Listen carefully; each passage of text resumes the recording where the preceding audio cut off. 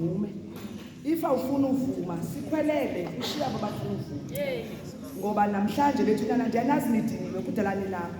Kodwa namhlanje imini yokugqilela sizochitha intenta yekuba kungekho ntento sizawunxibisa abantu sithi aba bantu sabanxibisa abafunde ntoni.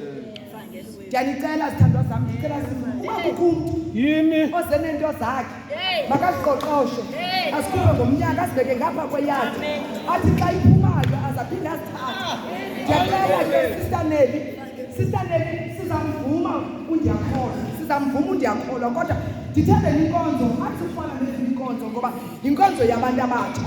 Sister Nelly nyaka khawuzothandazela le nkonzo okokubana mayikhe ibe ilanto ibiyiyo njengayizolo.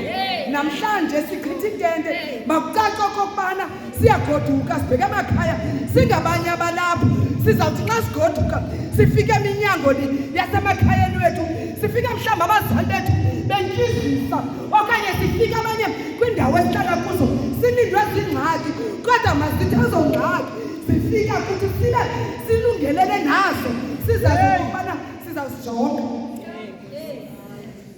Ndiyanicela ke sina zam sisanyaka vuma mntanam usondele uzothi uThixo makangenapha phakathi kwabantu balapha. Sondela mntanam.